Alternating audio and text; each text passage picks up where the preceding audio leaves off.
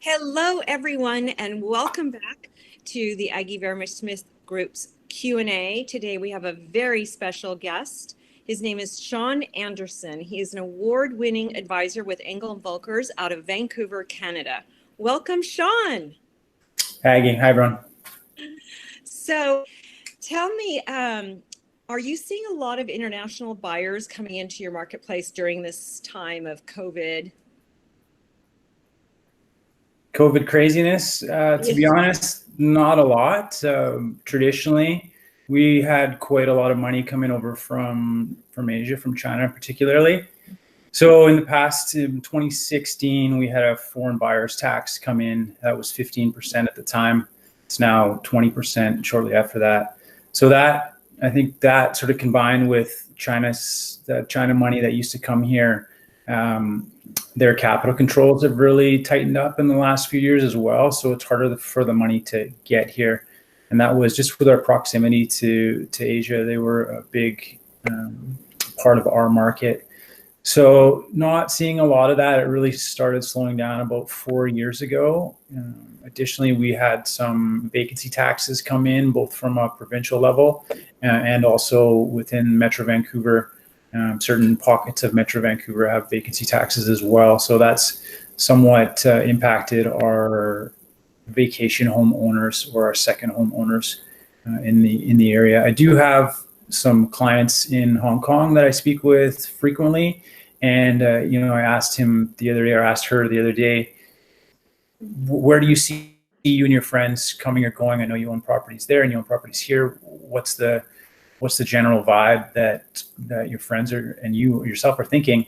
And for them, everyone's kind of in a holding pattern. No one's really moving here. No one's disposing of assets and moving there. So I do watch and I do analyze I basically analyze all the high-end sales that happen in Vancouver, and I can get a pretty good understanding of who's buying. And I can tell you right now, there's not a lot of foreign purchasers in the city. So what are you and your advisors doing to stay relevant? Oh man, what aren't we doing? I guess in some ways, what's going on in the world right now has been kind of if there's a bright side to it, it's changed some things, and it's changed the way we do business, and it's changed the way that we connect with people.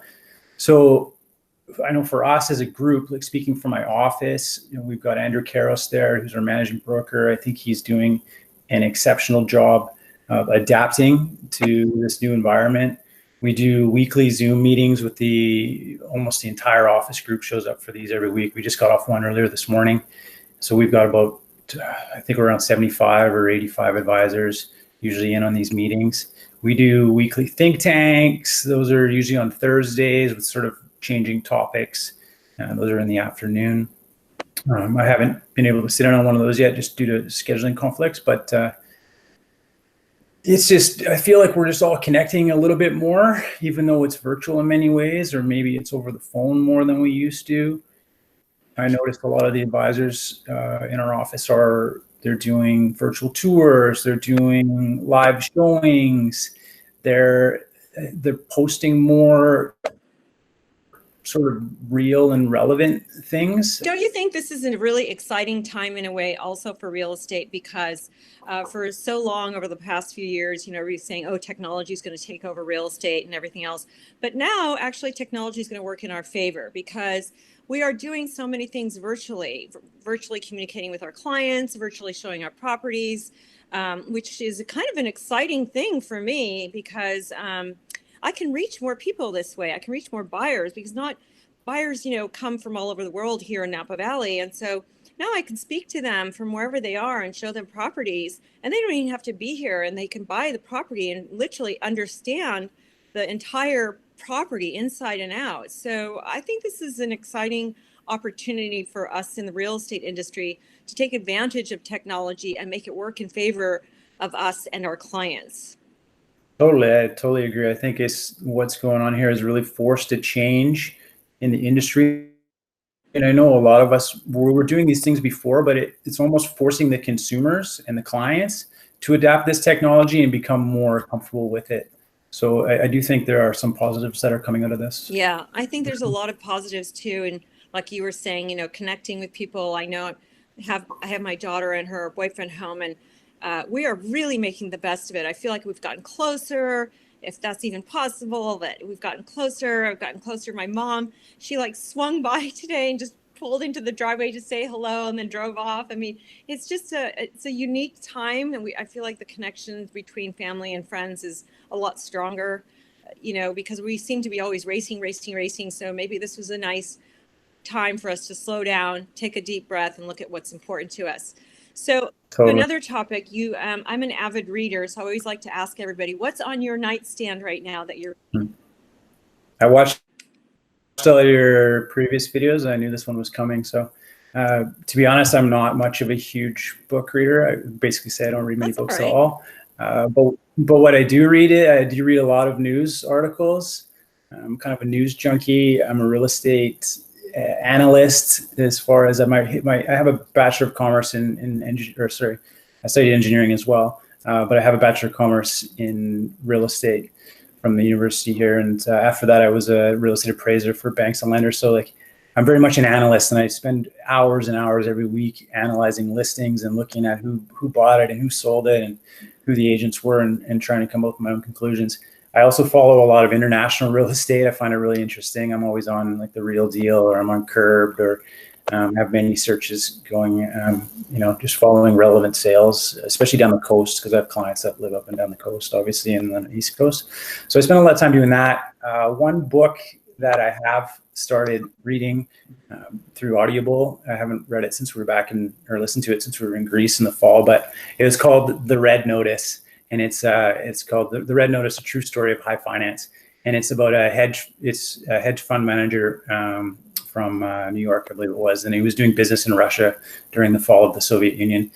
So I found that really interesting, but I haven't finished yet, and I haven't opened it. Oh, I'm going to have to get that one. That sounds very intriguing. Yeah, it came on a recommendation, and I don't remember who recommended it to me, but it was Fun. yeah.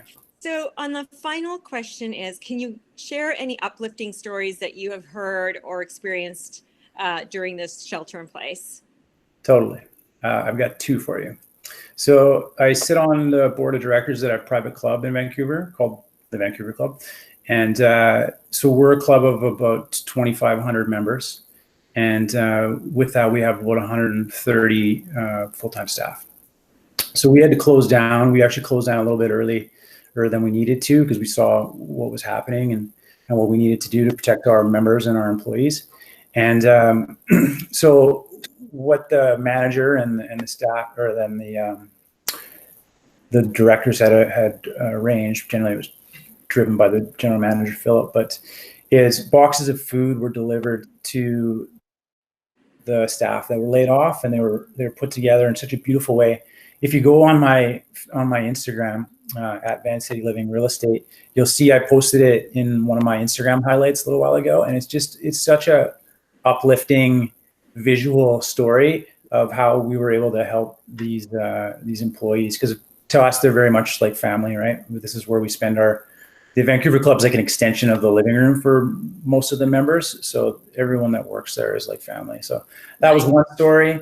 And then additionally, the office as a group fundraised a ton of money from advisors, and we were able to provide over 600 meals to first responders. Wow. Just through donations and partnering with local businesses. So two stories for you there.